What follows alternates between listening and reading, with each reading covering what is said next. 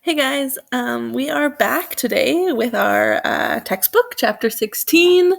Um, Hopefully, yesterday's assignment worked out well for you. I made this one, I zoomed in a little bit, so hopefully that will help if you're having trouble seeing.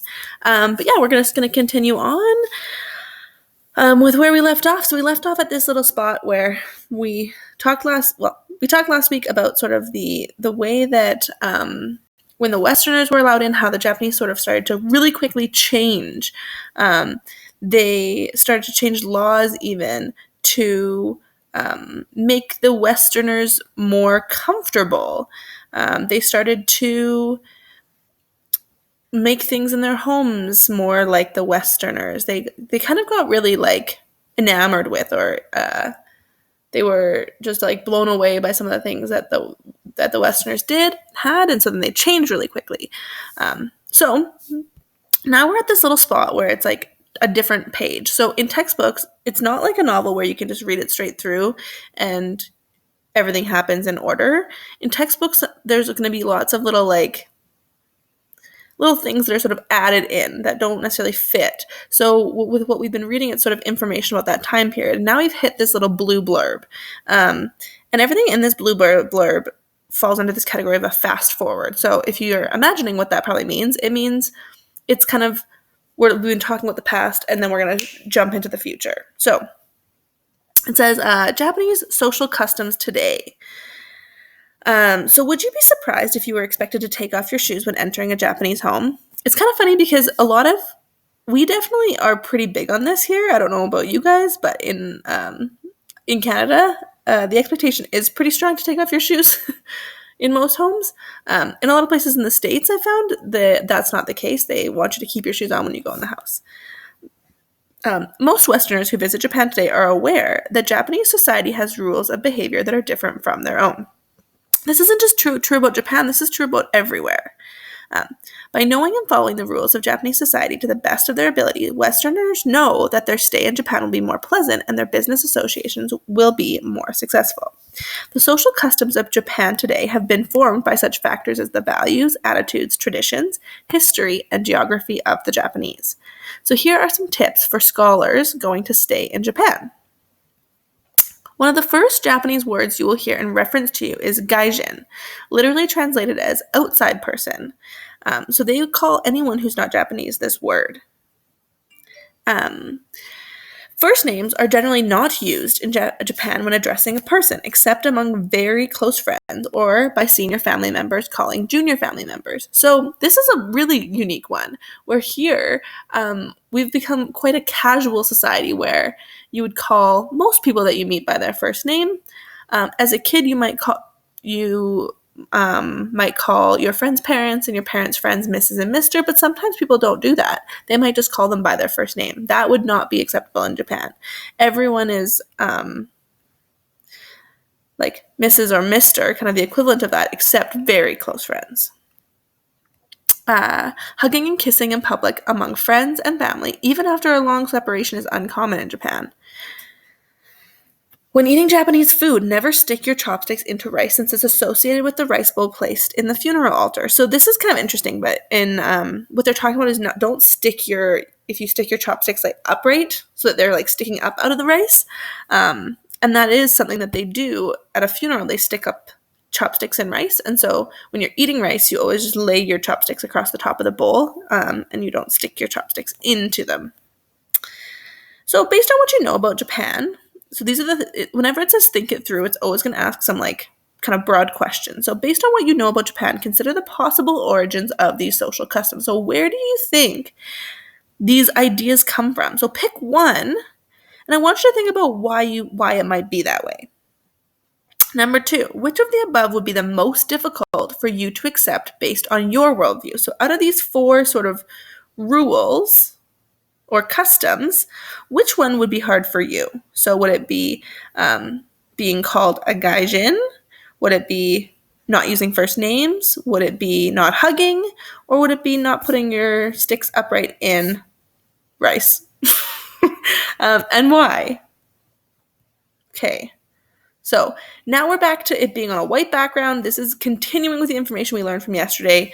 And it's not sort of an aside. It's back to the main body of information. So this is under the title of Western Dress. The government urged Japanese men to abandon their kimonos for trousers and suit coats. So the Japanese government is trying to encourage Japanese men to dress like Westerners. By the 1870s, all prominent Japanese men, including the emperor, wore their hair cut short, some grew beards and mustaches. The Japanese military were ordered to wear Western-style uniforms. The uniforms of police officers and train conductors were also changed to copy Western styles. So in Japan, they had traditionally worn their hair long in a top knot and worn kimonos, and all of a sudden, it's like, nope, we are not doing that anymore. We are dressing the way that the Westerners dress because we want them to respect us. Emperor Meiji represented the coming together of the old and new in Japan. Look back at the photograph of him on page 336. I don't have that pulled up, so we won't do that. But if you had an actual book, it would be a lot easier. Emperor Meiji often wore this Western-style uniform, even after the fancy trim and gold epaulets went out of style in the West. He adopted Western clothing but kept the samurai values of modesty and thrift. He didn't get new clothes or shoes when styles changed. He simply wore things until they fell apart. So he dressed in Western clothes, but he had kind of that traditional Japanese value of not having a lot of stuff. So he didn't go and get a whole bunch of outfits. He kind of had one.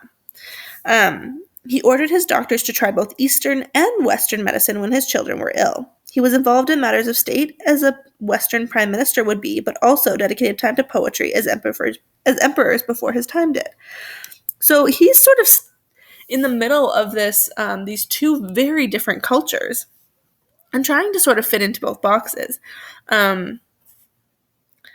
but acknowledging that both have their benefits. So, for example, with getting his doctors to try both Eastern and Western, it's like they have good, like the Western stuff is good and the Eastern stuff is still good as well. And so how can we kind of bring these things together? How can I be a prime minister in a more democratic government, but also be an emperor and write poetry? So then I'm going to jump over here to the Think It Through. So the following is a poem written by Emperor Meiji. It's in the form of a traditional Japanese poem known as waka or tanka. For the times to come, and of meeting what must be met, all of our people must be taught to walk along the path of sincerity. So then the question with this is, what aspects of the Japanese worldview does this poem express? So this is another, a tanka is a short poem. Kind of like a haiku was a short poem, because you remember how they wrote a lot of poetry and were expected to memorize poetry. So short poems. But yeah, so this idea of the poem, for the times to come, so like looking into the future and of meeting what must be met and of kind of living up to what we must do, all of the people must be taught to walk along. So it's saying that in order for our future, we need to teach people how to live a certain way. At least that's what I kind of get out of it. So next page is green. This is a building your skills page. So has once again a different sort of title here, okay? That means that it is going to be totally its own standalone thing. This, if you just skim it, all it is telling you how to do a debate. So reading this, it is a skill that is sort of fit in, but it doesn't actually give us information about what we are learning about. So if you were just to read this and then just continue reading into this, you'd be super confused because all of a sudden it's totally about something else. So this is an idea about how to have a debate in your class. We're going to skip this today because we're not having a debate in our class. And sometimes that will be okay to skip if it's like something that's totally unrelated to the rest of the chapter. So if we go to the next page, then we continue back on with what we were talking about, which was Westernization. So this one says backlash against Westernization. What do you guys think the word backlash means? Cool. Let's read this little FYI first. Oh, oopsie. Yeah, let's read this little FYI first, and then we'll read the information. So, some new ideas were very threatening to the Japanese sense of security and identity, such as suggestions that Japan should adopt English as its national language, or that Japanese intermarry with Westerners in order to acquire their qualities.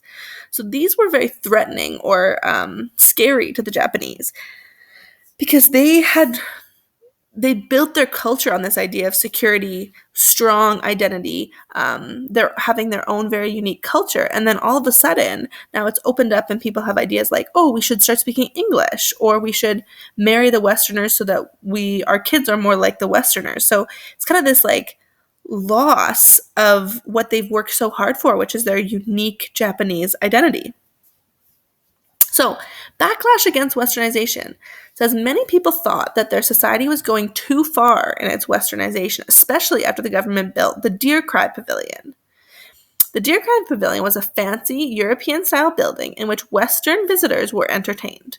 In the Deer Cry Pavilion, buffet tables were laid out with imported European gourmet foods. So they would bring in foods from Europe. That's what imported means.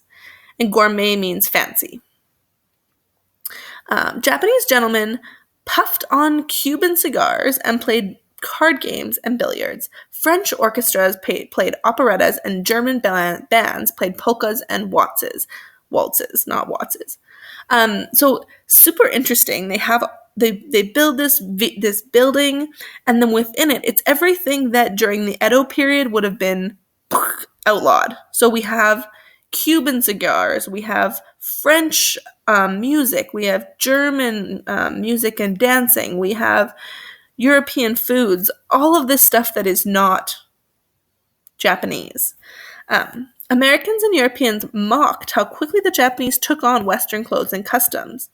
The French writer Pierre Loti noted, and I'll read that in a second, but I want to go back to this idea of the Americans and Europeans actually were mocking the Japanese because it seemed like they were so fast to just abandon their own culture and try to be like them. I want you guys to think about what this would kind of be like. It's like if there's someone, maybe like a student comes in from somewhere else and they just change everything to be like you're not going to think that they're very interesting, right? What makes that student interesting is that they are new, they're different, they have their own sets of like music, they have their own music that they like, they have their own shows that they like. But if they just start saying like, I just like what you like, you're going to be like, well, you're not very exciting to hang out with. Does that make sense? And kind of that idea started to happen where they're like, does these Japanese people not value their own culture? Because they're quickly throwing it out just to be like us. So this French writer said, they dance quite properly, my Japanese, in Parisian gowns, but one senses that it is something drilled into them, that they perform like automatons without any personal initiative. Okay, so this is got a lot of kind of fancy wording in it, but what it kind of means is they dance quite properly, so they dance well. My Japanese people in Parisian gowns. So Parisian gowns would be gowns from Paris. So they're wearing European style clothing. But one senses, or I get the impression that it is something drilled into them, so that it has been kind of taught to them that they perform like automatons or robots. So it's saying that he gets the sense that it has been taught to them that they act like robots without any personal initiative or without any kind of personal choice in it. So he's saying that these people are dancing properly, wearing their European clothing, but he gets the sense that they are kind of like robots, and that they don't actually get to have their own personal freedoms and values, and they're just sort of doing what everyone else does. So this question is just kind of, on the side here, is just kind of asking us what we just talked about. So what attitude towards the Japanese people is reflected in this quotation by Pierre Loti?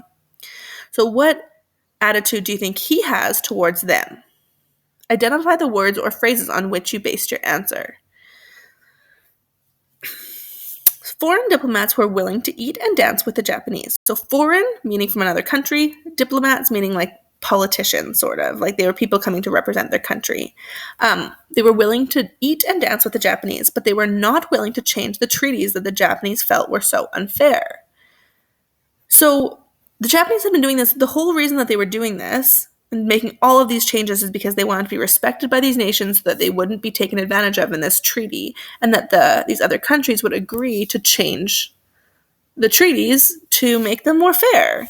But then they're willing to like go and they party and they go to all these events with them and they spend time, but they actually weren't willing to change this agreement that was unfair to the Japanese. So the Japanese decided to close the Deer Cry Pavilion. A backlash, and then it says, comma, that is a hostile reaction to a trend. So that's just defining what backlash means. So a backlash is a hostile reaction to a trend. So basically like a hostile or like an angry response to something that happens. So a backlash was setting in against westernization. So people are starting to become angry about it. People are starting to push back on this idea of westernization. Okay, so we have a picture here, and then we have information here. So look at the picture first. Based on what we just read about, any guesses about what this might be? I mean, you're not in front of me, so I can't hear your guesses. But when I see this, I'm like, oh, I wonder if this is a picture of the Deer Cry Pavilion. And so if we read on the side, let's see if it is. So it says, this woodblock print, a concert of European music designed by Toyohara Chikanobu. Wow. I don't think I said that right. Is dated in 1889. It shows Japanese musicians performing at the Deer Cry Pavilion. How does their clothing fit with the values of the creators of the pavilion? So I want you guys to answer that. How does what they're wearing, so these are Japanese performers, how does what they're wearing fit with the values of the creation of this pavilion? Okay, so moving on, we have another little skill power. So this is going back to kind of building our skills. Let's see what this is. So it says, which of these statements is a fact and which is an opinion? How do you know? The Japanese felt that the treaties were unfair. The treaties were unfair. So which one is a fact and which one is an opinion? And so then this kind of relates back to the horseshoe debate. So we're going to skip this because we just didn't do the horseshoe debate because we are at home. And it's a little hard to have a horseshoe debate when you're by yourself. Okay, so now we have an orange page. If the background's not white, we can tell that it's probably going to be something that is unrelated to the main message. This is going to be its own little thing. So this one is called Voices. What do you think the section on like labeled Voices might be about? Awesome. So the generations divide. So generations is basically like different. So like your parents would be a generation, their parents a generation. So kind of like groups of people separated by years. Many people in Meiji Japan were upset by changes that seemed to threaten long-held values and often caused conflicts between generations. So who do you think would be maybe more willing to accept these new ideas, and who do you think would be more resistant to accept these new ideas?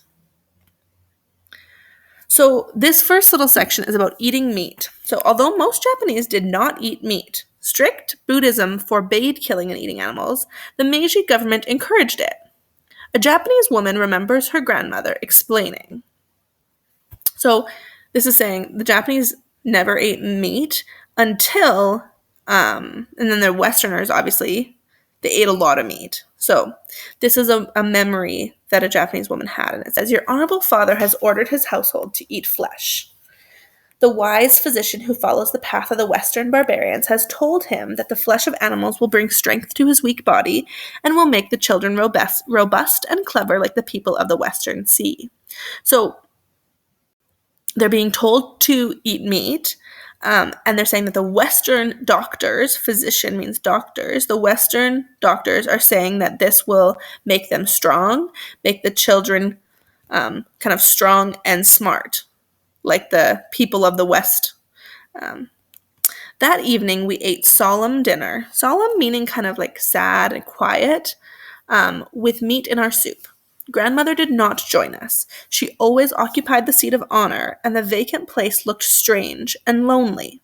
That night I asked her why she had not come. She answered sadly, It's it's more becoming for me to follow the path of our ancestors. Or more becoming sort of means like more honorable.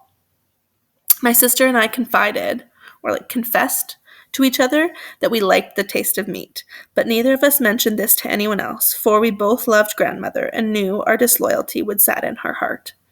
So there's this change. This represents this gap between the generations, right? Of the son and his and the grandkids eating the meat, and this grandmother just it being so against what she had grown up knowing, that she was more resistant to changing in that way.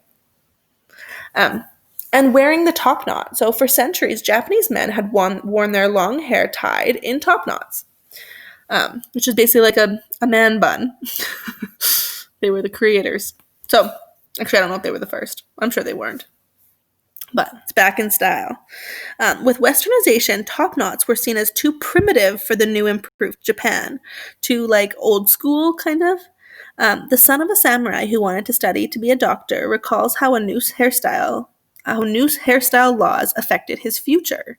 So this is the son of a samurai, and he wants to become a doctor. So this is his story. So the cutting of the top knot was utterly abhorrent, disgusting. Abhorrent means disgusting, to every member of my family, although I myself did not feel strongly one way or the other. So he's saying that his family hated the idea of cutting the hair.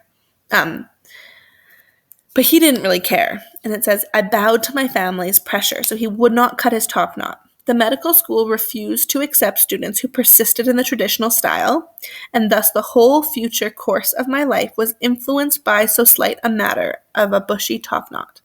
So this man could not just go against his family. He decided not to go against his family. So he didn't cut his hair, but the medical school would not accept him. And so his whole life was changed because he wouldn't cut his hair. So, I want you to do these things. So find examples of traditional Japanese values and worldview in these two stories. And number 2, what pressures do young people have to adopt certain hairstyles, fashions, or diets? What conflicts between generations sometimes result? Actually, you don't need to answer that first question because it's too hard for you to see, but I'm going to get you to answer the second question. And then there's just 2 little pictures down here, and then we'll stop. So this one here, go veg with PETA and Paul. It says about 4% of North Americans are vegetarian, but U.S. surveys found that the number jumps to 10% in the 18 to 30 age group. Why do you think more young people are deciding not to eat meat? This is an old textbook. I don't know what the numbers would be today, but I would almost venture to say that they're probably maybe even higher.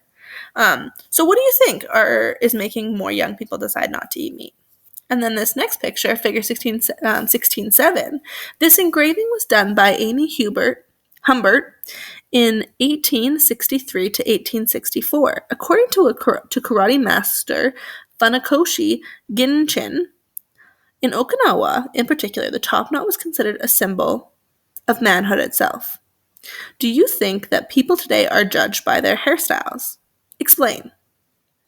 Awesome. We're going to stop there. Thanks, guys. You have done an awesome job. Thanks for sticking with me on this. I know it's a lot of reading, a lot of listening, but yeah, I think it's good. I think it's important. You're crushing it, and I'll talk